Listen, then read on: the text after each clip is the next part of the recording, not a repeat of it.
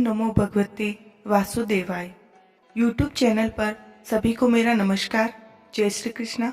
इस वीडियो में वर्ष की सबसे बड़ी एकादशी निर्जला एकादशी के महत्व, व्रत विधि, नियम, दान दक्षिणा और व्रत फल के बारे में बताने जा रही हूँ। निर्जला एकादशी की कहानी हमने पिछले वीडियो में शेयर की है, आप देख सकते हैं। निर्जल एकादशी का व्रत करने वालों पर भगवान विष्णु और महालक्ष्मी जी परम प्रसन्न बने रहते हैं। इस लोक में धन धान्य, मान सम्मान, पुत्र पौत्र आदि सुख भोगते हुए मनुष्य वैकुंठ के धाम को प्राप्त करता है। पृथ्वी लोक के सर्व सुखों का सबसे सुगम और फलदायी है यह व्रत। वर्ष में 24 एकादशी आती हैं और अधिक मास हो तो 26 एकादशी के व्रत का फल इस एक निर्जल एकादशी के व्रत के धारण करने से मिल जाता है। इस व्रत में भगवान विष्णु और महालक्ष्मी जी की पूजा होती है।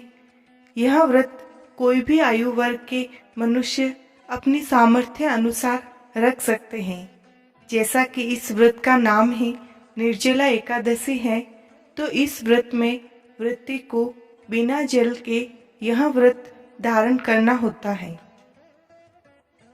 एकादशी के दिन प्रातः ब्रह्म मुहूर्त यानी 4 बजे तक आप जल ग्रहण कर सकते हैं। सूर्योदय के बाद में जल का ग्रहण नहीं करना चाहिए। यदि तीव्र प्यास या गला सूखने की आशंका हो तो जल से कुल्ला आचमन कर सकते हैं। व्रती को ईर्ष्या, क्रोध, लोभ, झूठ आदि का पूर्णतया त्याग करना चाहिए। केवल ईश्वर भक्ति में मन लगाएं। ओम नमो भगवते वासुदेवाय मंत्र या विष्णु सहस्त्र नाम का जाप करें। वैसे तो यह व्रत एकादशी से द्वादशी की सुबह तक पूर्ण किया जाता है। एकादशी को संध्या के समय जल का कलश, शक्कर, ऋतुफल और दक्षिणा मंदिर में या ब्राह्मण को भेंट करने के पश्चात जल ग्रहण करने का भी विधान है। द्वादशी के दिन स्नान ध्यान से निवृत्त हो विष्णु भगवान के निमित्त ही सीधे का दान करें। सामर्थ्य अनुसार कुंवारी कन्या, ब्राह्मण जरूरतमंद को भोजन जिमा सकते हैं। गायों को चारा, पक्षियों को दाना, भूखों को भोजन, धर्मशाला, प्याऊ, वृद्धाश्रम कहीं भी सामर्थ्य अनुसार दान करें।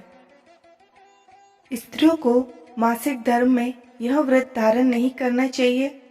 अस्वस्थता, गर्भावस्था या अन्य किसी कारणवश यदि कोई इस व्रत में निर्जल नहीं रह सकते हैं तो जल तथा फलों के रस का सेवन कर सकते हैं। निर्जला एकादशी के दान दक्षिणा को लेकर बहुत से प्रश्न पूछे गए हैं।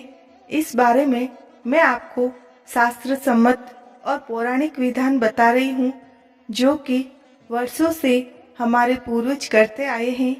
हो सकता है आपने भी अपने यहाँ पर सुना या देखा होगा। हमारे गांव में निर्जला एकादशी के दिन सूर्योदय से पहले उठकर स्नानादि से निवृत्त हो बस्ती गांव के लोग ठाकुर जी की पूजा करने जाते थे। पूजा आरती कर अपने घरों और खेतों में पूरा दिन काम करते थे। एक भयंकर गर्मी, ज्येष्ठ मास और दूसरा निर्जल रहना, इतना कठिन तप, फिर भी ईश्वर के प्रति पूर्ण आस था। संध्या के समय जल से भरा मटका, उस पर गन्ना यानी कपड़ा मौली बांधकर और कपड़े के एक पल्लू में शक्कर बांधकर दक्षिणा सहित बांस का पंखा, छतरी और आम या कोई भी ऋतुफल मंदिर में या ब्राह्मण को दान करते। उसके पश्चात स्वयं जल ग्रहण करते। कोई आम, नींबू या इमली का रस भी प्रसाद स्वरूप लेते थे। 11 की रात्रि को सामर्थ्य अनुसार जागरण करते, भजन कीर्तन करते। द्वादशी की सुबह को पूजा अर्चना कर सीधा दान करते और फिर भोजन करते। आज भी दान दक्षिणा व्रत का यही विधान है जो कि सर्वसाधारण के लिए है। यदि आपने अपने गांव, शहर में यह पूजा और विधान देखा या सुना है तो हमें कमेंट में ज़रूर बताइएगा। इसके अलावा यदि चाहे तो इससे अधिक भी दान कर सकते हैं। एकादशी के व्रत में जल और गौ माता के लिए किया गया दान सबसे महत्वपूर्ण दान है। यदि कोई निर्जल व्रत रखने में समर्थ नहीं है तो भी एकादशी के दिन विष्णु पूजा, तुलसी पूजा, दान दक्षिणा, गौ सेवा आदि कार्य करके इस एकादशी का पुण्य प्राप्त कर सकते हैं। निर्जला एकादशी के व्रत करने से मनुष्य को संयम, साधना, तप, ज्ञान रूपी सद्गुणों की प्राप्ति होती है। यह सत्य है कि ईश्वर के प्रति सच्ची श्रद्धा और विश्वास से किए गए मनुष्य के आधे अधूरे कर्म को भी ईश्वर पूर्ण समझकर फल अवश्य देते हैं।